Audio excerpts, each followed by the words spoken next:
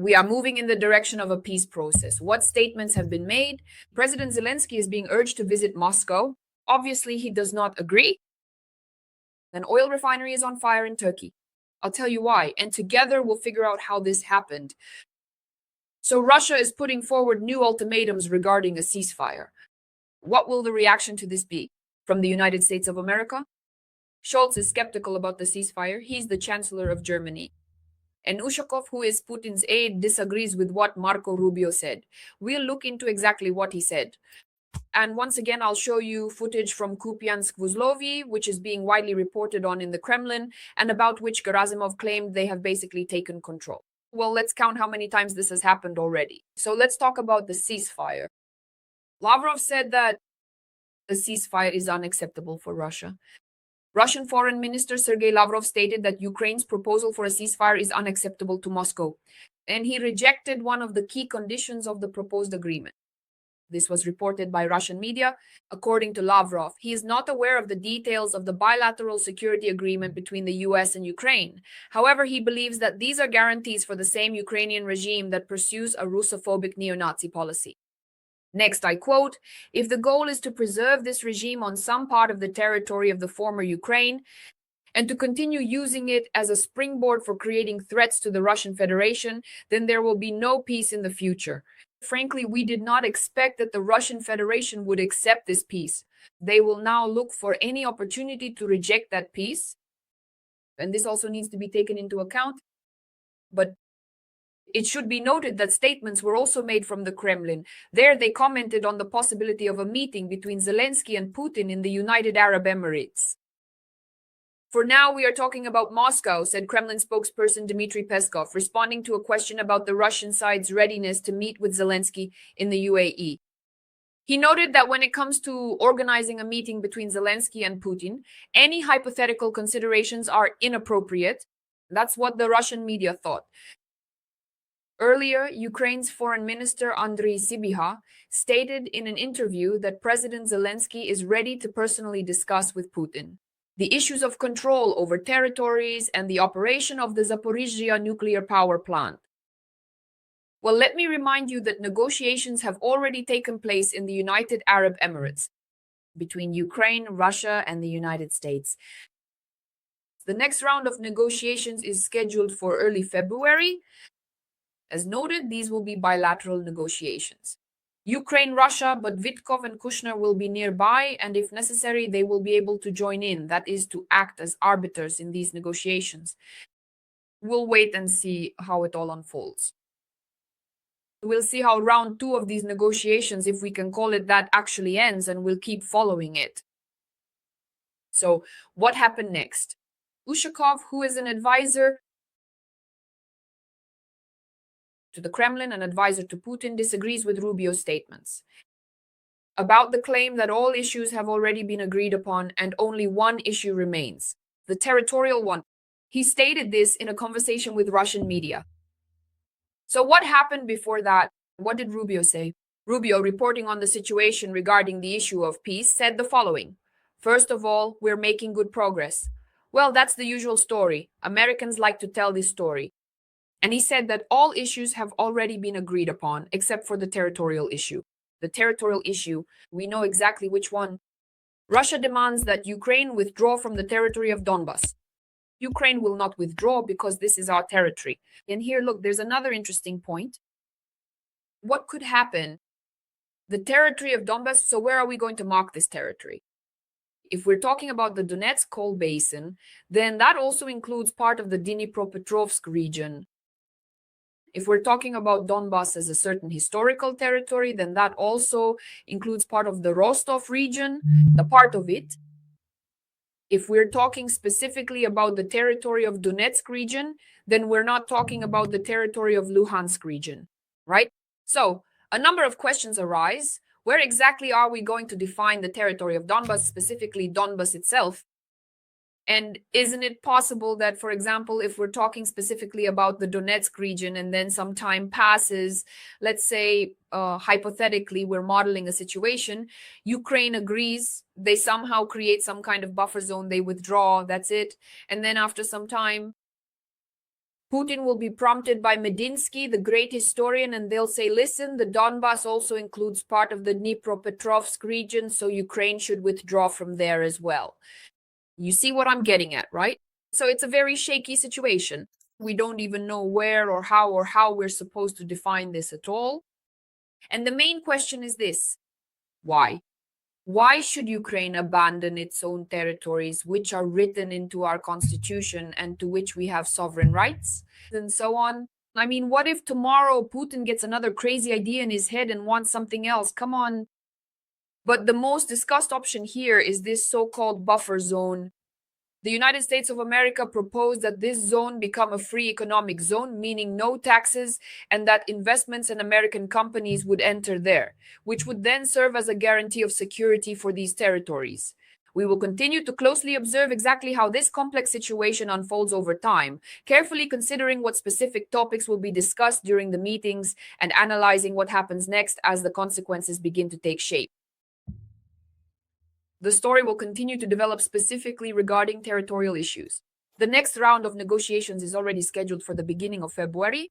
It's just around the corner. We'll see what agreements can be reached next. As I promised, I'll now show you some unique footage from Kupiansk-Uzlovye. But first, let me give you a brief background on what happened.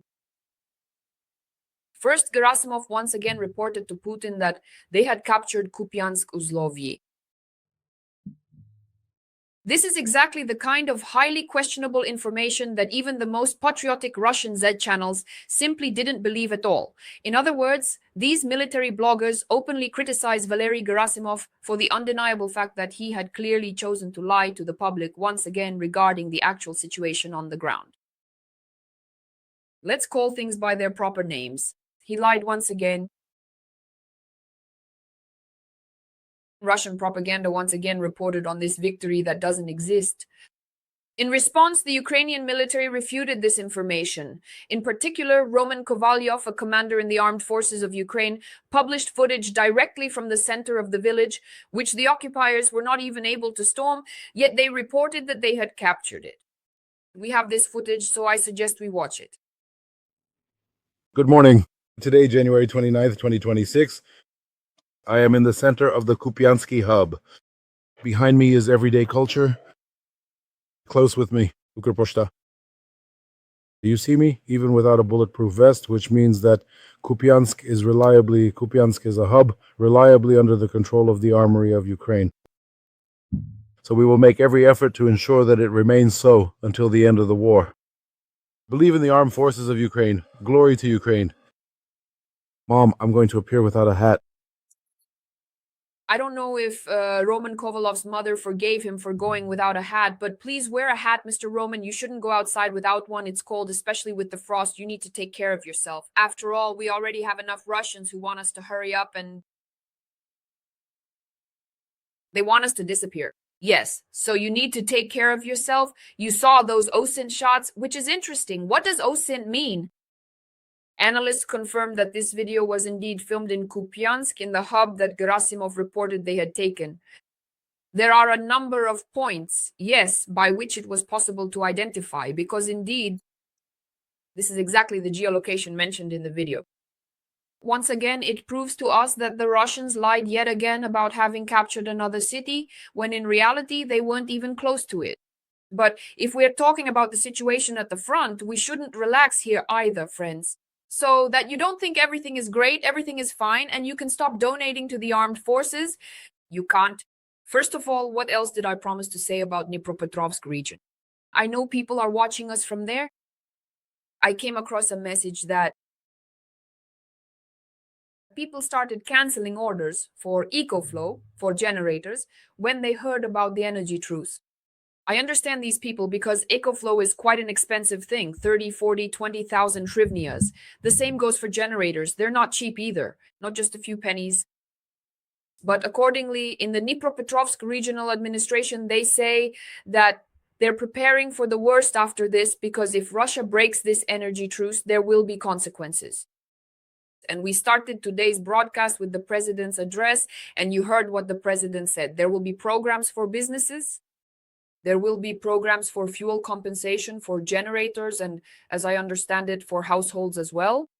Don't be lazy. Go to the government websites, read up, find out more, because these programs really do exist. They don't guarantee you 100% coverage, but if they are available, you should take advantage of them.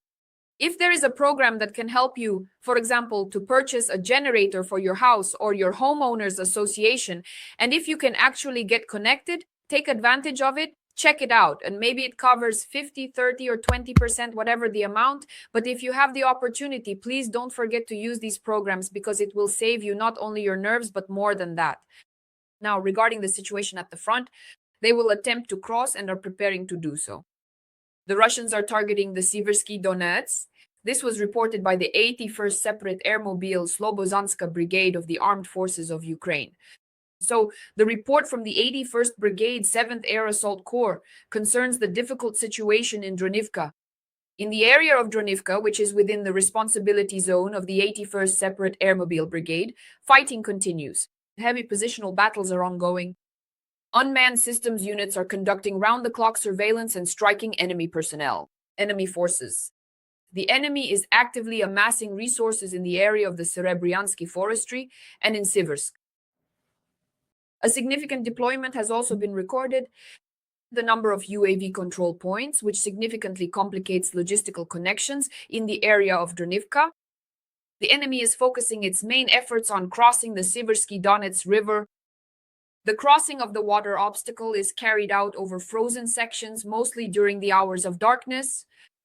Small infantry groups operate under the cover of a guide drone, use anti-thermal imaging cloaks, and advance toward Dronivka. They camouflage themselves in forest belts and terrain folds. After approaching the settlement, the enemy attempts to storm the positions of the Ukrainian defenders but encounters organized resistance from the paratroopers holding their designated lines. The units of the 81st Brigade of the 7th Rapid Response Corps of the Air Assault Forces are putting up a worthy resistance to the enemy and continue to hold them back. Offensive potential in the Sloviansk direction. This is the official statement of the 81st Separate Airmobile Slobozhanska Brigade. If we're talking about drones, there was a report that recently the Russians started using Starlink to control these drones. Starlink is a system owned by the American company SpaceX, Elon Musk. We all know him very well. So Defense Minister Fedorov reports the following. The Ministry of Defense, together with SpaceX, is already working to resolve the issue of Starlink being used on Russian UAVs. A few hours after Russian drones with Starlink connectivity appeared over Ukrainian cities, the Ministry of Defense team promptly contacted SpaceX and proposed solutions to address this problem. I am grateful to SpaceX President Gwynne Shotwell and to Elon Musk personally for his quick response and for starting work on resolving the situation. Elon Musk's decision to urgently activate Starlink and sending the first batch of terminals to Ukraine at the beginning of the full-scale invasion became critically important for the resilience of our country. Western technologies must continue to help the democratic world and protect civilians, not be used for terror and the destruction of peaceful cities.